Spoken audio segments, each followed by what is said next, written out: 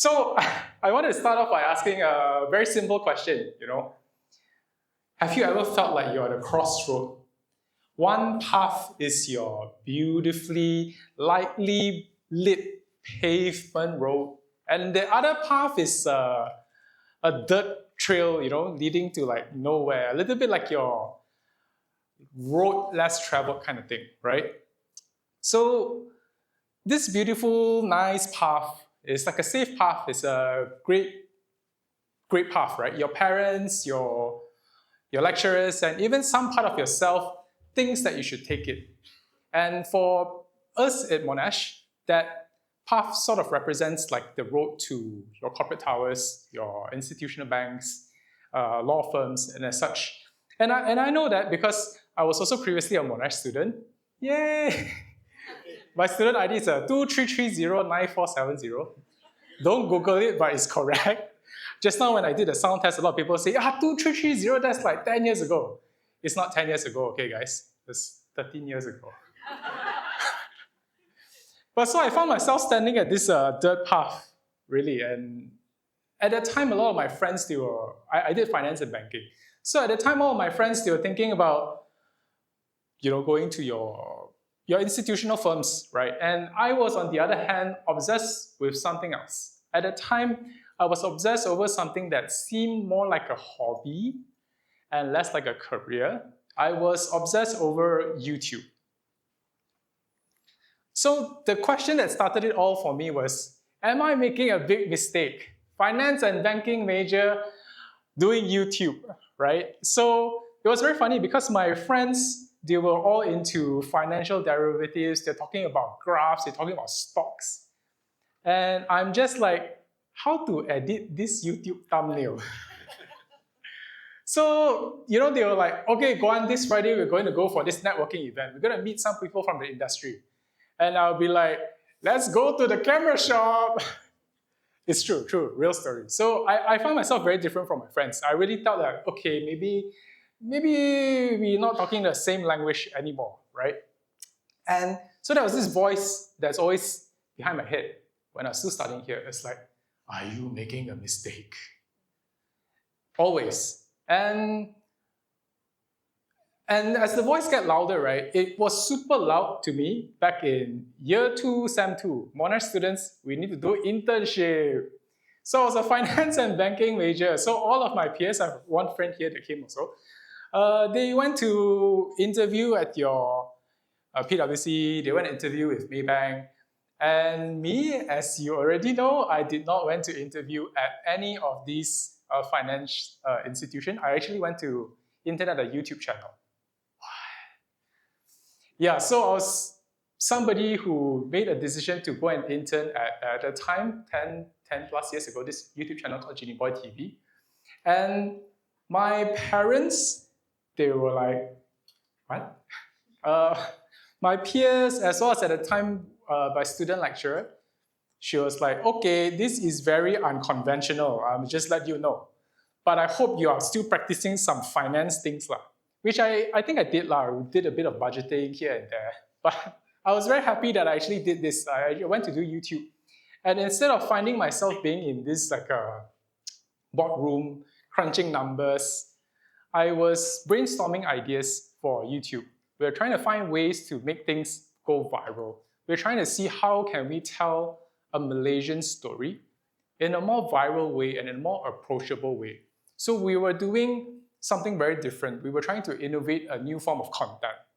And that was a very clear distinction for me where I really saw myself on that dirt path and my friends on that beautiful path. And so that was year 2, Sem 2. Year 3, when we were about to graduate, this is really the time the voice was the loudest. Hey, Guan, are you making a mistake? Hey, Guan, are you sure you want to do this YouTube thing? It was really very, very commonly asked question because really at the time my friends were already going for job interviews and they already have adult money lined up and adult offers lined up for them, but I'm like just a boy. So I really wonder whether I made the right decision, and I really wonder like who is going to hire this guy that has a so-called finance and banking degree, but don't know how to do Excel VLOOKUP. I was quite worried, like, to be very honest. And guess what? Plot twist. My first professional offer came from Monash University Malaysia. What? Please clap. Thank you. Monash University Malaysia. Real story. So I was about to graduate and I was very worried. I was like, okay guys, like who's gonna save me, right? And Monash University Malaysia reached out to me. They say, hey Guan, we want to find a new way to reach out to students. We want a new form of media to connect with students, and we don't want to do another corporate video. We don't want another corporate guy to come in and say, please join Monash. We don't want. We want like a new viral way or innovative way of new media. And that's where I came in. And I was very happy because at that time, it really was a validation. So Monash gave me the validation that I was on the right track despite being a finance and banking major. Monash said, it's okay. You have your skills, you know what you're doing. I think that you can help us to reach out to this audience, so let's do it. So that gave me the confidence, and that really gave me the validation that I needed to like, okay, don't need to ask the voice anymore, let's just go. And so I did. So I graduated and I dived right into content creation. I dived right into YouTube. So this little, very small production is like a YouTube setup thing that my friends did for me when I was at Monash. So a very nice little tribute there. But as I continued going as a content creator, right, I realized that there was a problem that I can't ignore. Can content creators survive? So again, my friends, my adult friends that has adult money, adult paycheck from banks, and there's still me, so-called aspiring YouTuber. I realized that aspiring YouTubers, we have a lot of issues. Content creators, we have a lot of issues. We have issues in bridging the gap between brands. We don't know how to find brands. At the same time, brands also don't know how to find us. And so, finance degree guy got idea.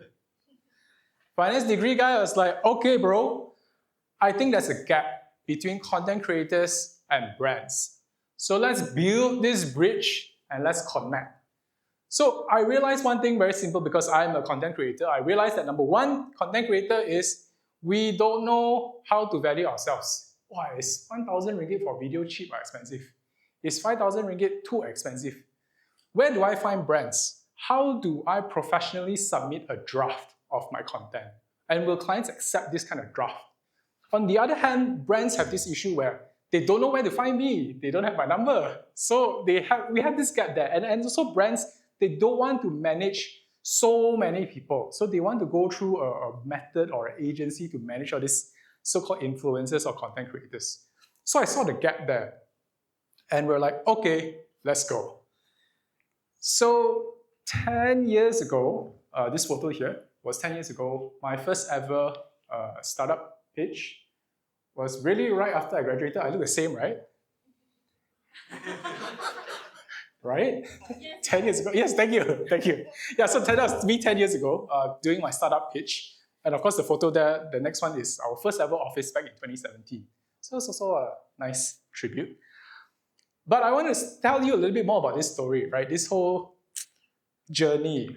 It really started off with what we call a napkin sketch. It's like really sat down at the table and then we write, here's the brand, one bottle, talking about the brands. Laptop here is influencer. So it's like, really, how do we cross this bridge, right? And for 2 years, 2015 and 2016, my team and I, we went door to door to do sales. So we literally just held a laptop with an Excel sheet of all of my so-called influencer friends. And we went to your SS15, we went to your Uptown Damansara, we went to your Publica cafes. We sit there every single day at different cafes and, hi, do you want to use our services? Social media influencer, 20 of them, 3,000 ringgit. Now, this is a concept that's common right now. But 10 years ago, it was a very different world because there's this thing called blogs. Okay, maybe you guys don't know, but anybody here know blogs? No? Oh, thanks. Thanks. But basically back then, 10, 20 years ago, there's this thing called blogs, blogspot, okay, where people will like long form content and things like that. A lot of these F&B places are still like, so these guys are, what is Instagram? Instagram was a new thing back then, and we had to do a lot of education at that time, and we really had a lot of rejection. And you're talking about 2 years. 2 years of going to all of the cafes around all of the places and like, hello, 20 influencer, 3,000 ringgit, 20 influencer, 3,000 ringgit. We really started from there. And we were very fortunate in 2017, after 2 years of persevering, we managed to raise funds, a government grant, Cradle, to really build an app and really supercharge it. And that's how we started to gain momentum. And then, pandemic, COVID-19. COVID-19, the pandemic year was very special because the first quarter, right, Q1, we were on a very good trajectory. We had 2 brands, I remember. One was an alcohol beverage company. They were going to send influencers to visit different bars. We also had like a movie distributor company that wanted to invite influencers to go and watch movies, like every movie premieres and stuff like that. So we had like these amazing deals lined up already. And then COVID happened, right? Immediately, there's this thing called MCO. So we panicked a little bit because immediately all of the deals went to shit. But we just had to figure something out. So we needed to find a way. And at the time, we were partnered with this company called iMedia Asia, which is presently known as Catcha Digital Berhad. So they were very fast. So they were like, okay, Guan, pivot, pivot, pivot. The way to do it is, let's call FMCG brands, let's call food delivery apps, and we immediately pivot the business model. And so we changed. And the moment we went into MCO, we were immediately already doing campaigns for food delivery companies. We were already figuring out how to do this dalgona coffee trend and also this bus cheesecake trend as well. So we were immediately on those things already. So we capitalized and we moved very fast. And it was one of our best years ever. And because of that, ladies and gentlemen, I sold the company. Yay! I exited. Yay! So it's quite an amazing journey. It's really 10 years since then. But I want to talk a little bit more about the team. The theme of this event today of Limitless is really very special to me because Limitless isn't about having no constraints. Limitless is not about not having fears or not having pressure. I think Limitless to me is about the possibilities of seeing those possibilities within those constraints.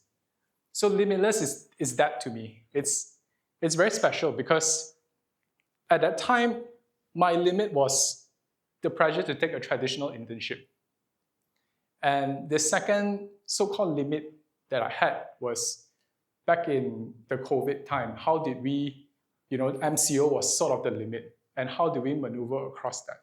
So for me, this Limitless thing it's 2 particular stories that means a lot to me, which is really about that traditional pressure of doing some things in a traditional way. So to me, Limitless is really about redefining your possibilities.